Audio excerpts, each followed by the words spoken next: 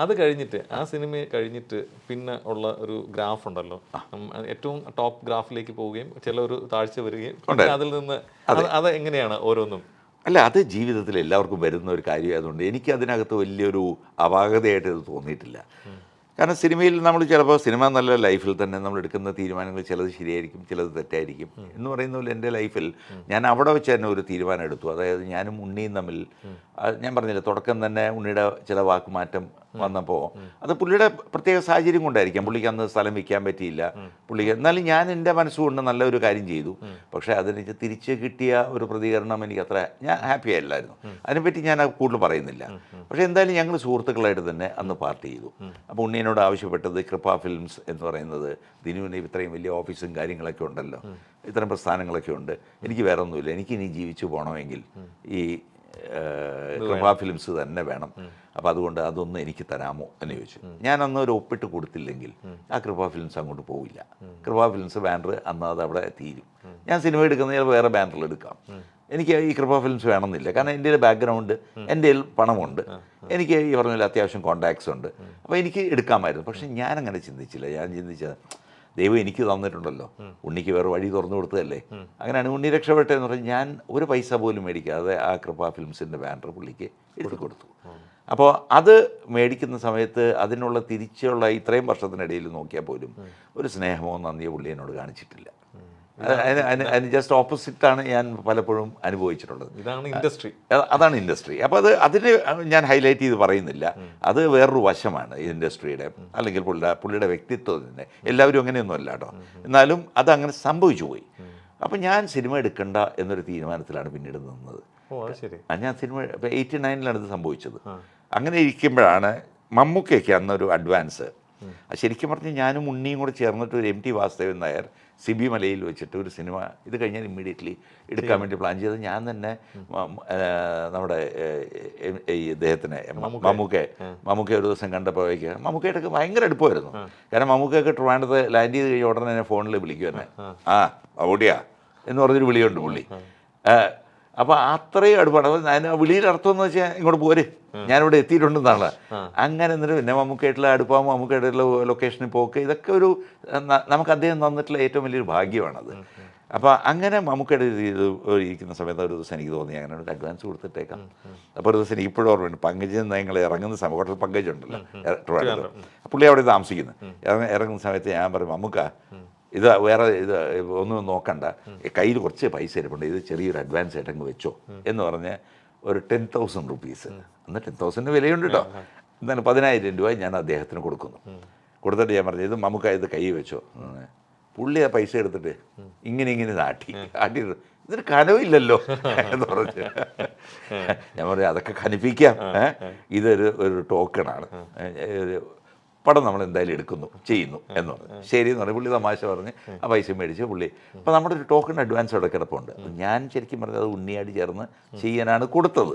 പക്ഷേ ഞങ്ങളുടെ ഈ സാഹചര്യം ഇങ്ങനെ മറിഞ്ഞ സ്ഥിതിക്ക് അത് അവിടെ കിടക്കട്ടെ അല്ലെങ്കിൽ പോട്ടെ എന്ന് വെച്ച് ഇങ്ങനെ ഇരിക്കുമ്പോഴാണ് എൻ്റെ വേറൊരു സുഹൃത്തുണ്ട്, പ്രേമൻ എന്ന് പറഞ്ഞ എറണാകുളത്ത്. അപ്പം ഞാൻ വീഡിയോ ബിസിനസ് ചെയ്തിരുന്നപ്പോൾ എറണാകുളത്തിൻ്റെ ഏരിയ മുഴുവൻ പുള്ളിയാണ് നോക്കിക്കൊണ്ടിരുന്നത്. അപ്പം ഞാൻ പ്രേമനെ ആയിട്ട് എപ്പോഴും കാണുന്നു, സംസാരിക്കുമ്പോൾ പ്രേമൻ പറഞ്ഞു, ഇവിടെ പ്രേമനും മമ്മൂട്ടിയായിട്ട് ഭയങ്കര അടുപ്പമായിരുന്നു. അപ്പം ഞങ്ങളും ഇടയ്ക്കിടയ്ക്ക് ഇരിക്കുമ്പോഴേക്കും ഒരു ദിവസം, ദിനേശ് എനിക്ക് അഡ്വാൻസ് ഒക്കെ തന്നിട്ടുണ്ട്, പടമൊന്നും എടുക്കുന്ന ലക്ഷണമൊന്നും കാണുന്നില്ല എന്ന് പറഞ്ഞപ്പോഴേക്കും പ്രേമൻ പറഞ്ഞു, അങ്ങനെയാണ് ദിനേശ് നമുക്ക് അങ്ങനെയാണ് ചേർന്നൊരു പടം എടുത്താലെന്ന്, നമുക്കടെ ഒരു പടം എടുക്കാം. അപ്പോൾ ഞങ്ങൾ സംസാരിച്ച് വന്നപ്പോഴേക്ക് സംഗീത് ശിവൻ എന്ന് പറയുന്ന സംവിധായകൻ ആണ് മമ്മൂക്ക ഒരു പേര് പറഞ്ഞു, അയാൾ വെച്ച് പടം എടുക്കാമെന്ന് പറഞ്ഞു. അങ്ങനെ സംഗീത് ശിവന് വെച്ചിട്ട് ടി ദാമോദരൻ്റെ ഒരു സ്ക്രിപ്റ്റ്, അത് ഒരു പ്ലാനിങ് അങ്ങനെ നമ്മൾ ഒരു സൈഡിൽ കൂടെ നടക്കുന്നു. ഇപ്പോൾ ഇങ്ങനെ നടക്കുന്നതിനിടയിൽ നോക്കിയാൽ മമ്മൂക്ക ഭയങ്കര തിരക്കാണ്. അന്ന് ഭയങ്കര കത്തിക്കുന്ന ഹീറോ ആണല്ലോ. അപ്പോഴേക്കും നമ്മൾ ഈ സ്ക്രിപ്റ്റൊക്കെ ഒരുമാതിരി റെഡിയായി വന്നപ്പോൾ നമുക്ക് പറഞ്ഞു, നമ്മൾ ചെയ്തു വരുമ്പോൾ കുറച്ച് വൈകും കേട്ടോ, അതിനിടയ്ക്ക് നിങ്ങൾക്ക് വേണമെങ്കിൽ വേറെ കൊച്ചു പടം വേണമെങ്കിൽ ചെയ്തോ എന്ന് പറഞ്ഞു. അപ്പോൾ പുള്ളിയുടെ വിചാരം നമ്മൾ ഇങ്ങനെ പടങ്ങൾ ഇറക്കിക്കൊണ്ടിരിക്കുന്ന ഫാക്ടറിയാണെന്നുള്ളത്, വേറെ ചെയ്തോ എന്ന് പറഞ്ഞു. അപ്പം എന്തായാലും ദൈവം സഹായിച്ച് അന്ന് അതിനുള്ള ബാക്ക്ഗ്രൗണ്ട് ഉള്ളത് കൊണ്ട് നമ്മൾ വിചാരിച്ചു ശരി മമ്മൂക്ക ഞാൻ പറഞ്ഞതല്ലേ അങ്ങ് ചെയ്തേക്കാം എന്ന് വെച്ചാൽ അങ്ങനെ നമ്മൾ മുകേഷ് ജഗദീഷ് ഉൾപ്പെടെയുള്ള ഒരു വലിയ കോമഡി ഒരു പടം അന്ന് പ്ലാൻ ചെയ്തു. അതാണ് ചെപ്പ് കിലുക്കണം ചങ്ങാതി. അങ്ങനെ അത്യാവശ്യം പെട്ടെന്ന് വലിയ ബഡ്ജറ്റ് ഓടിയ സിനിമയാണ് അത്. കലാധരന് ഞാൻ വാക്ക് കൊടുത്തത് കിരീടം സമയത്ത് അതിൻ്റെ അസോസിയേറ്റ് ആയിരുന്നു കലാധരൻ. കലാധരൻ്റെ മിടുക്ക് കണ്ടിട്ട് ഞാൻ അന്ന് വാക്ക് കൊടുത്തത്, കലാധര അടുത്തൊരു സിനിമ എടുക്കുകയാണെങ്കിൽ ഞാൻ തനിക്കൊരു പടം തന്നിരിക്കും എന്ന് പറഞ്ഞു. അങ്ങനെ കലാധരന് ആ വാക്ക് പാലിച്ചുകൊണ്ട് സിനിമ കൊടുത്തു. ആ പടം നന്നായിട്ട് എടുക്കുകയും ചെയ്തു. രാജൻ കീര്യത്ത്, വിനു കീര്യത്ത് ആദ്യമായിട്ട് തിരക്കഥ എഴുതിയതും അതാണ്. അങ്ങനെ ആ ഒരു സിനിമ രണ്ടാമത് വന്നപ്പോൾ അത് കഴിഞ്ഞപ്പോൾ ഞാൻ പിന്നെ സിനിമയിൽ അങ്ങനെ വലിയ ഇൻട്രസ്റ്റ് എടുത്തില്ല. പിന്നെ മമ്മൂക്കയുടെ കാശ് അവിടെ കിടപ്പുണ്ട്, അത് കിടക്കട്ടെ. പിന്നെ ഇടയ്ക്ക് മമ്മൂക്ക അവിടെ എന്തൊക്കെയോ അഡ്വാൻസ് കാര്യങ്ങൾ, ആ എമൗണ്ട് അഡ്വാൻസ് ഒക്കെ കുറച്ച് കൂടി, നല്ല എമൗണ്ട് അഡ്വാൻസ് പുള്ളിയെടുത്ത് ഇരിപ്പുണ്ട്. അതങ്ങനെ അവിടെ കിടക്കുകയാണ്. ഞാൻ ചോദിക്കുന്നൊന്നുമില്ല മമ്മൂക്ക വിളിക്കുമ്പോൾ കാണാൻ പോകും, ഫ്രണ്ട് എന്ന രീതിയിൽ സംസാരിക്കുക, അത്രയേ ഉള്ളൂ. ഇതിനിടയ്ക്ക് നോക്കിയപ്പോഴേക്കും ബൈജു കൊട്ടാരക്കര ബാബു ആൻ്റണിയുടെ ഒരു ഡേറ്റ് ഉണ്ടെന്ന് പറഞ്ഞു വന്നു. അപ്പോൾ ഞാനത് ബോക്സർ എന്ന് പറഞ്ഞൊരു സിനിമ, അതും കുഴപ്പമില്ലാതെ പോയി. അപ്പോൾ അങ്ങനെ ആ സിനിമ എടുത്തു. അത് കഴിഞ്ഞപ്പോഴേക്കും മമ്മൂക്കാടെ വെയിറ്റിംഗ് കിടക്കുക എപ്പോഴും. അപ്പോൾ നോക്കിയപ്പോഴേക്കും എല്ലാവരും ചോദിച്ചു തുടങ്ങി, കിരീടം പോലൊരു സിനിമ എടുത്ത ആൾ നിങ്ങൾ എന്തിനാ ഈ ചെപ്പ് കിളിക്കണം ചങ്ങാതി, ഈ ബോക്സർ ഈ സിനിമയ്ക്ക് എടുക്കുന്നത്, നിങ്ങൾക്കെല്ലാം വലിയ സ്റ്റാർ വെച്ചെടുത്തൂടെ? അപ്പോൾ ഞാൻ വരും, ശരി ഇനി അടുത്ത പടം എന്തായാലും ഒരു കുറച്ചുകൂടെ വാല്യൂ ഉള്ളൊരു നടനാവട്ടെ എന്നാ നോക്കി കഴിഞ്ഞപ്പോഴേക്കും അന്ന് സുരേഷ് ഗോപിക്കൊക്കെ നല്ല മാർക്കറ്റ് ഇരിക്കുക. ഞാൻ സുരേഷ് ഗോപി എടുത്ത് പോയി പറഞ്ഞു, സുരേഷേ ഒരു പടം ചെയ്യണം, മെഡ്രാസിൽ വെച്ച്, എനിക്കിപ്പോഴും ഓർമ്മയുണ്ട്. അപ്പോൾ അദ്ദേഹം പറഞ്ഞു പിന്നെന്താ ചെയ്യാം, നമുക്ക് ചെയ്ത് കളയാം എന്ന് പറഞ്ഞ് അങ്ങനെ സുരേഷിന് ഒരു അഡ്വാൻസ് കൊടുത്തു. ഇമ്മീഡിയറ്റ്ലി അതൊരു പടം പ്ലാനിങ് ആയി. അങ്ങനെ അതാണ് രജപുത്രൻ എന്ന് പറഞ്ഞൊരു പടം. അത്യാവശ്യം നന്നായിട്ട് ഷാജുൻ കരിയലിൽ വെച്ച് ആദ്യമായിട്ട് എടുത്തത്. വലിയ അന്നത്തെ കാലത്ത് ബിഗ് ബഡ്ജറ്റ് പടം, 1.5 കോടി രൂപയോളം കോസ്റ്റായി അന്നത്തെ കാലത്ത്. 1996-ലാണത്. ഇതിൻ്റെ കൂടെ തന്നെ ഉണ്ടായ രസം എന്ന് വെച്ചാൽ പെട്ടെന്ന് ഇങ്ങനെ ഡിസ്കസ് ചെയ്ത് വന്നപ്പോൾ ഒരു വേറൊരു കഥ ഉരുത്തിരിഞ്ഞ് വന്ന് കളിവീട് എന്ന് പറഞ്ഞ സിനിമ, ജയറാം മഞ്ജു വാര്യർ വെച്ച് വേറൊരു സിനിമ. ശരിക്കും പറഞ്ഞാൽ അന്നത്തെ കാലത്ത് എൻ്റെ ഓർമ്മ ശരിയാണെങ്കിൽ ഒരേ സമയത്ത് 2 സിനിമ എടുക്കാനുള്ള ഭാഗ്യം എനിക്കുണ്ടായി. രജപുത്രൻ ഷൂട്ടിംഗ് എറണാകുളത്ത് നടക്കുന്നു, കളിവീട് സിനിമ ഇവിടെ. രണ്ടും വലിയ സ്റ്റാർ സിനിമയാണ്. ഒന്ന് ജയറാമിൻ്റെ, ഒന്ന് സുരേഷ് ഗോപിയുടെ. സുരേഷ് ഗോപിയുടെ എന്ന് പറഞ്ഞാൽ ഭയങ്കര ബിഗ് ബഡ്ജറ്റ് പടം. അപ്പോൾ ഇത് രണ്ടും ഒരേ സമയത്ത് ഞാൻ നിർമ്മിക്കേണ്ട ഒരു ആവശ്യം എനിക്ക് വന്നു എന്നുള്ളതാണ്. അങ്ങനെ 2 സിനിമകൾ ഒരുമിച്ച് നിർമ്മിച്ചു. അതും കഴിഞ്ഞ് അപ്പോഴേക്കും എന്തോ സിനിമ ഒരു കണ്ടിന്യൂസ് ആയിട്ട് എടുത്തില്ലെങ്കിൽ എന്തോ ഒരു നാണക്കേട് പോലെ എനിക്ക്. അത് കഴിഞ്ഞപ്പോഴേക്കും പറഞ്ഞു വന്നപ്പോഴേക്കും ആര് ചോദിച്ചു അടുത്ത സിനിമ ഏതാ, അടുത്ത സിനിമയൊന്നും ഇല്ലേ എന്നൊക്കെ ചോദിക്കൂല ആൾക്കാർ. നമ്മൾ ഒരെണ്ണം കഴിഞ്ഞ് ക്ഷീണം തീർന്നിട്ടില്ല, എൻ്റെ വീട്ടിൽ പോയി ഒന്നും ഉറങ്ങിയിട്ട് പോലും ഇല്ല മര്യാദയ്ക്ക്. അപ്പോഴാണ് ചോദിക്കുന്നത്. അപ്പോൾ ഞാൻ ശരി അടുത്ത നോക്കിയപ്പോഴേക്കും ചാക്കോച്ചനായിട്ട് എനിക്ക് ഉദയ സ്റ്റുഡിയോ ആയിട്ടൊക്കെ നല്ല ബന്ധമുണ്ടായിരുന്നു. അങ്ങനെ ചാക്കോച്ചൻ അന്ന് കത്തി നിൽക്കുന്ന സമയമാണ്. ചാക്കോച്ചനെ പോയി കണ്ട് ചാക്കോച്ചൻ അഡ്വാൻസ് കൊടുത്ത് ഇമ്മീഡിയറ്റ്ലി മയിൽപീലിക്കാവ് എന്ന് പറഞ്ഞ സിനിമ, അത് ഒരു സൈഡിൽ അഡ്വാൻസ് നന്നായിട്ട്. അത് അല്ലല്ല അതിൻ്റെ കഥ പറയാം. മയിൽപീലിക്കാവ് ഒരു സൈഡിൽ ഇങ്ങനെ എനിക്ക് കുറച്ച് ഷൂട്ട് ചെയ്യാൻ കുറച്ച് ടൈം എടുത്തു. അപ്പോൾ അതിനിടയ്ക്ക് നോക്കിയപ്പോഴേക്കും പ്രണയവർണ്ണങ്ങൾ എന്ന് പറഞ്ഞാൽ സിബി മലയിലായിട്ടുള്ള ബന്ധം എൻ്റെ വളരെ സ്ട്രോങ് ആണ്. അപ്പോൾ സിബിയുടെ വെച്ച് അവർ കിരീടം എടുത്തു, കളിവീട് എടുത്തു. അപ്പോൾ സംസാരിച്ചു വന്നപ്പോഴേക്കും നല്ല സബ്ജക്റ്റ്, ഇത് തിലകൻ ചേട്ടൻ ഒപ്പിച്ചെന്ന ഒരു സബ്ജക്റ്റായിരുന്നു പ്രണയവർണ്ണങ്ങൾ. അങ്ങനെ പ്രണയവർണ്ണങ്ങൾ എന്നൊരു സിനിമ സിബി മലയിലിനെ കൊണ്ട് അതിനിടയ്ക്ക് അതും കംപ്ലീറ്റ് ചെയ്തു. ഞാൻ സ്വന്തമായിട്ട് ഡിസ്ട്രിബ്യൂഷൻ കമ്പനിയും തുടങ്ങി. അങ്ങനെ ഡിസ്ട്രിബ്യൂഷൻ പ്രൊഡക്ഷൻ എല്ലാം ചെയ്തുകൊണ്ട് പ്രണയവർണ്ണങ്ങൾ ചെയ്തു, മയിൽപീലിക്കാവ് ചെയ്തു. അപ്പോഴാണ് മമ്മൂക്കയ്ക്ക് അഡ്വാൻസ് നല്ലൊരു എമൗണ്ട് അവിടെ അഡ്വാൻസ് കിടപ്പുണ്ട്. അങ്ങനെ ഒരു ദിവസം മമ്മൂക്കയുടെ സംഗതികളൊക്കെ ശരിയായി ഡിസ്കസ് ചെയ്തു വന്ന് ടി.എസ്. സുരേഷ് ബാബുവിനെ വെച്ച് ടി ദാമോദരൻ്റെ സബ്ജക്റ്റിൽ ഞങ്ങൾ സ്റ്റാലിൻ ശിവദാസ് എന്ന് പറഞ്ഞ പടം ചെയ്തു. അപ്പോൾ അങ്ങനെ അടുപ്പിച്ച് പടങ്ങൾ ചെയ്ത് ശരിക്കും ഓരോ വർഷം ഓരോ വലിയ പടം ഞാനിങ്ങനെ ഇറക്കിക്കൊണ്ടിരിക്കുകയായിരുന്നു. പ്രൊഡക്ഷനും ഉണ്ട്, ഡിസ്ട്രിബ്യൂഷനും ഉണ്ട്. പക്ഷേ ഈ മയിൽപീലിക്കാവ് എല്ലാവരുടെയും വിചാരം നന്നായിട്ട് ഓടി എന്നുള്ള സിനിമയാണ്. അല്ല, മയിൽപീലിക്കാവ് മുതലാണ് ശരിക്കും പറഞ്ഞത്, നേരത്തെ പറഞ്ഞില്ലേ താഴ്ച എന്ന് പറഞ്ഞില്ലേ, എൻ്റെ താഴ്ച തുടങ്ങിയത്. മയിൽപീലിക്കാവ് അന്നത്തെ കാലത്ത് നല്ല സിനിമയായിരുന്നു. ഇന്ന് ടി വിയിൽ കാണുമ്പോൾ ആൾക്കാർ പറയും ഓ അസല് സിനിമയാണല്ലോ. ഞാൻ നല്ലപോലെ പൈസ മുടക്കി, നല്ലപോലെ അതിനൊരു ഇമ്പോർട്ടൻസ് കൊടുത്ത്, മ്യൂസിക്കിന് ഇമ്പോർട്ടൻസ് കൊടുത്തു. അത് അത്രയും തിലകൻ ചേട്ടനൊക്കെ ഭയങ്കര അപാര പെർഫോമൻസ് ആയിരുന്നു അതിനകത്ത്.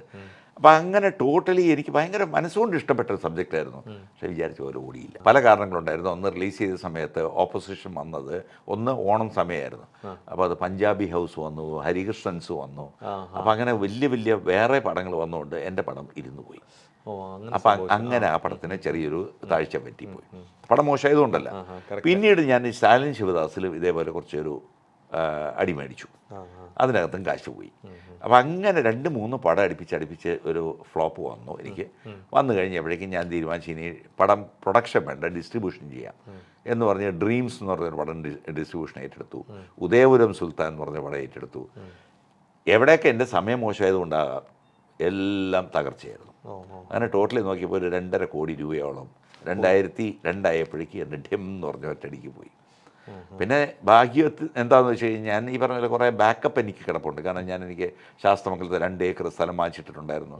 എറണാകുളത്ത് എനിക്കൊരു 16 സെൻറ്റ് കിടപ്പുണ്ട്. ഞാനൊരു കമേഴ്ഷ്യൽ കോംപ്ലക്സ് പണിതിട്ടുണ്ടായിരുന്നു.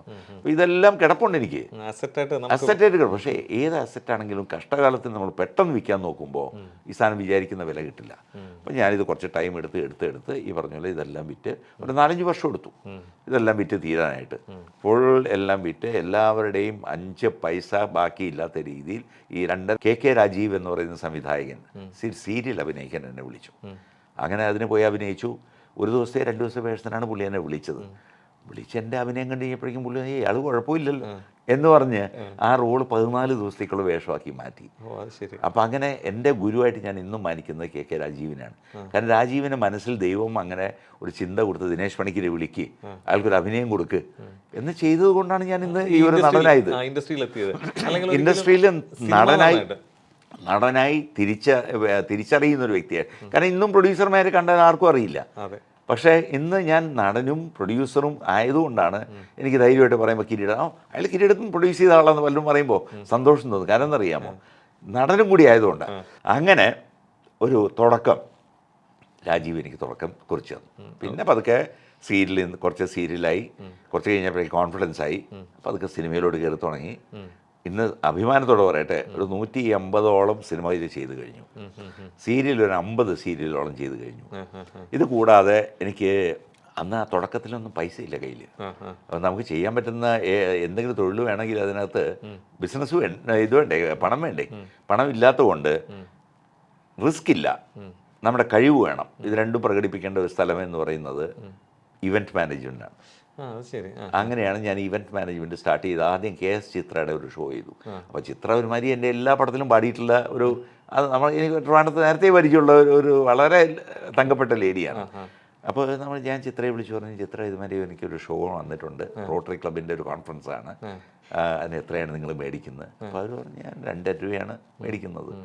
ഞാൻ പറഞ്ഞു എനിക്കെന്ത് ചെയ്തു തരാൻ പറ്റും, ഒരു ഡിസ്കൗണ്ട്, കാരണം നമുക്ക് അതിനകത്ത് എക്സ്ട്രാ മാർജിൻ കിട്ടിയാൽ നല്ലതല്ലേ. അപ്പോൾ എനിക്ക് 50,000 കുറച്ച് തന്നു. ഭയങ്കര കാര്യമില്ല. അപ്പം ഞാൻ നോക്കിയപ്പോഴുണ്ടല്ലോ, ഒറ്റ ഷോയിൽ ഒറ്റ ദിവസം കൊണ്ട് ഒറ്റ പിടുത്തത്തിൽ ഇതിന് 50,000 രൂപ എനിക്ക് കിട്ടി. അങ്ങനെ എനിക്ക് മനസ്സിലായി ഇത് എനിക്ക് പറഞ്ഞിട്ടുള്ള കാര്യം. കാരണം ഇൻഡസ്ട്രിയിൽ ഞാൻ അറിയാത്ത ആരുമില്ല.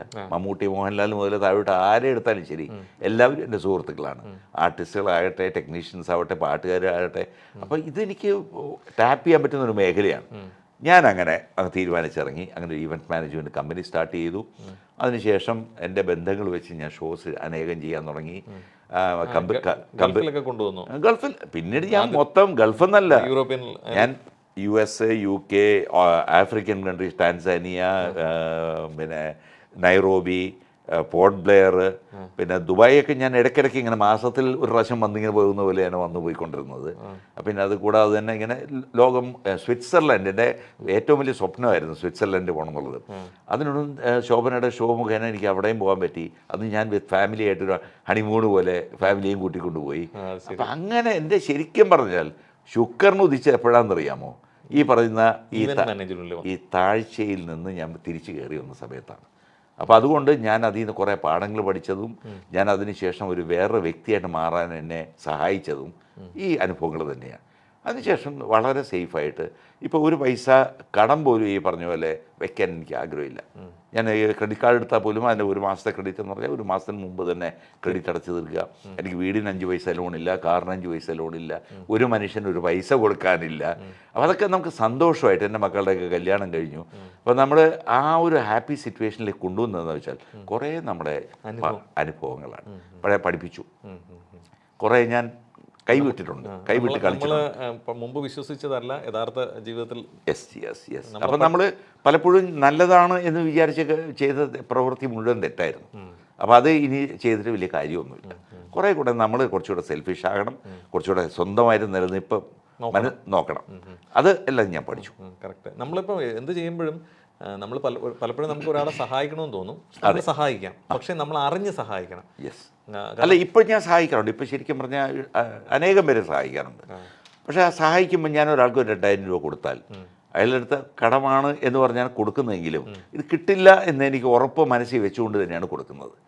കാരണം അറിയാമോ, വേണ്ട പാവം കൊണ്ടുപോട്ടെ എന്ന് മനസ്സിൽ അറിഞ്ഞുകൊണ്ടാണ് കൊടുക്കുന്നത്. അയാൾ എന്നെ പറ്റിക്കുകയല്ല, ഞാൻ തന്നെ അറിഞ്ഞ് നിന്ന് കൊടുക്കുകയാണ്. അപ്പം അങ്ങനെ ചില കാര്യങ്ങൾ ഞാൻ അറിഞ്ഞെപ്പോഴും ചെയ്യാറുണ്ട്. പക്ഷെ അതേസമയം നമ്മൾ പറ്റിക്കാൻ വേണ്ടി വരുന്നതിൻ്റെ മുമ്പിൽ ഞാൻ നിന്ന് കൊടുക്കാറില്ല. This program brought to you by NK Group.